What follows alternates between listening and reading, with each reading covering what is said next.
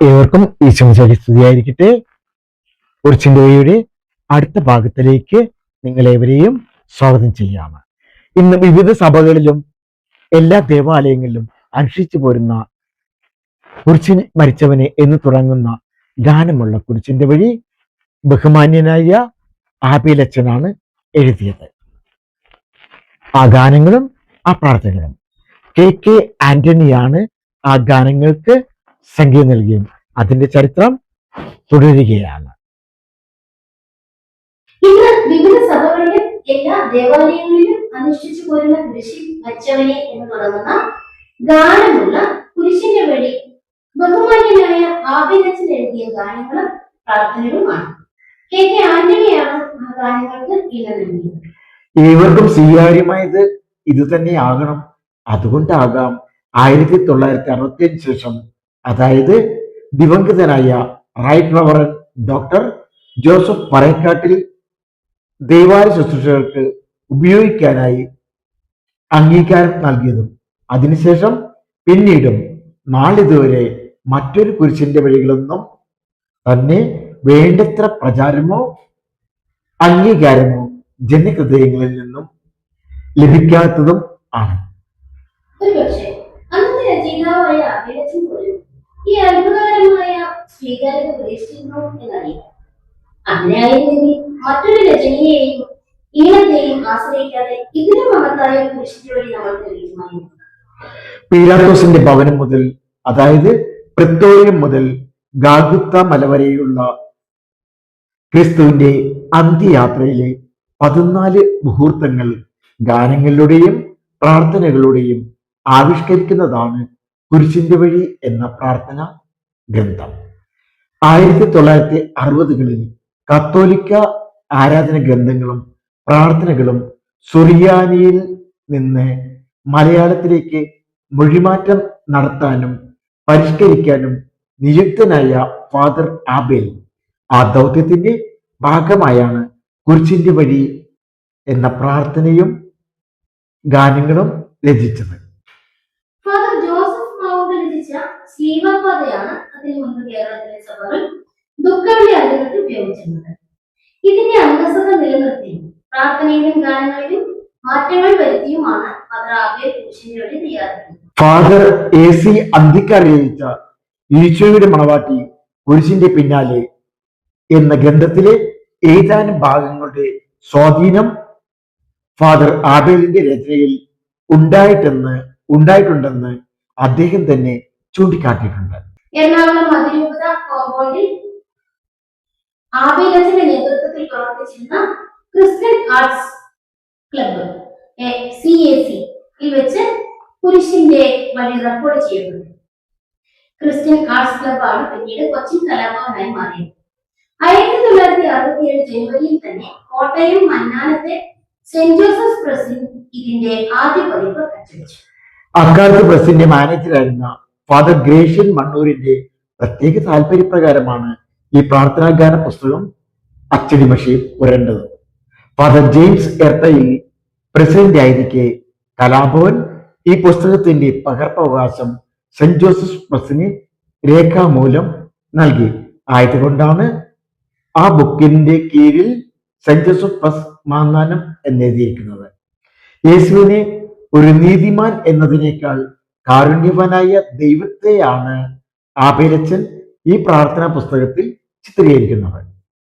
കണ്ണുനീരിന്റെയും ഇടർച്ചകളുടെയും വഴികളിൽ നടക്കുന്ന സാധാരണക്കാർക്ക് ദൈവാനുഭവം സമീപസ്ഥമാണ്. 13 വരികൾ വീതമുള്ള 16 ഗാനങ്ങളാണ് പുസ്തകത്തിലുള്ളത്. ആബേലച്ചന്റെ നെഞ്ചുലയ്ക്കുന്ന വരികൾക്കൊപ്പം കെ ആന്റണിയുടെ വിഷാദഭരിതമായ ഈണവും ഒട്ടൊന്നുമല്ല ഇതിന്റെ ജനപ്രിയതയിൽ പങ്കുവഹിച്ചത്. ബഹുമാനപ്പെട്ട ആബേലച്ചന്റെ കുരിശിന്റെ വഴിയിലെ ഗാനങ്ങളുടെ രചനകൾക്കും ഈണങ്ങൾക്കും അമൃത ഈണത്തിലാണ് ഈ ഗാനം ചിട്ടപ്പെടുത്തിയിരുന്നത്. ഇതിന് അനുകരണത്തിന്റെ ഒരു കടപ്പാടുകൾ കൂടി ഉണ്ടെന്ന് അറിയാം. പണ്ടത്തെ വണക്കമാസ പുസ്തക താളുകളിലെ അവസാന ഭാഗത്ത് കൊടുക്കുന്ന ഗാനരചനകൾക്ക് ആ ഗാനത്തിന്റെ ആരംഭത്തിൽ തന്നെ പ്രശസ്തമായ പഴയ സിനിമാ ഗാനങ്ങളുടെയോ നാടക ഗാനങ്ങളുടെയോ രീതികൾ, അതായത് ഈണം ആ പുസ്തകത്തിൽ തന്നെ എഴുതിയിട്ടുണ്ടാകും. ഈണം കടമെടുക്കുന്ന രീതി പണ്ടൊക്കെ സാധാരണമായിരുന്നു. പണ്ട് ഞങ്ങളുടെ വീട്ടിലുണ്ടായിരുന്ന പഴയകാല വണക്കമാസ പുസ്തകത്തിലും പാഠപുസ്തകങ്ങളിലും ഇങ്ങനെ കാണാറുണ്ട്. ഓരോ ഗാനത്തിനും മുകളിലായി ബ്രാക്കറ്റിലായി എ മ എന്ന രീതി, അതായത് എന്ന മട്ട് എന്നാണ് എ മായുടെ full form. 1961 S L Puram Sadanandan രചിച്ച കാക്കപ്പൊന്ന് എന്ന കൊല്ലം കാളിദാസ കലാകേന്ദ്രത്തിന്റെ നാടകത്തിൽ ONV രചിച്ച് ദേവരാജൻ മാസ്റ്റർ സംഗീതം നൽകിയ ഒരു ഗാനമായ കുരിശു ചുമന്നവനെ എന്ന ഗാനത്തിന്റെ ഈടവും രചനയുമായി അച്ഛന്റെ കുരിശിന്റെ വഴിക്ക് സാമ്യമുണ്ട്. ഈ കാര്യം അച്ഛൻ തന്റെ കുരിശിന്റെ വഴി പുസ്തകത്തിൽ ചേർത്തിട്ടുമുണ്ട്.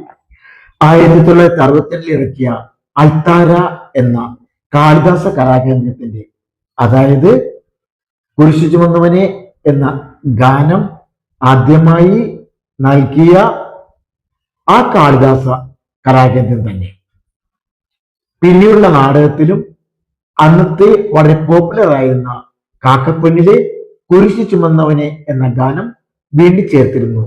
ആ കാലത്തൊക്കെ ക്രൈസ്തവ ദേവാലയങ്ങളിലും സ്ഥിരം ഗാനമായിരുന്നു ഇതെങ്കിലും പിന്നീട് കുരിശിന്റെ വഴി നിലവിൽ വന്നതിൽ പിന്നെ ദേവാലയങ്ങളിൽ നിന്നും ഈ ഗാനം അപ്രത്യക്ഷമാവുകയായിരുന്നു.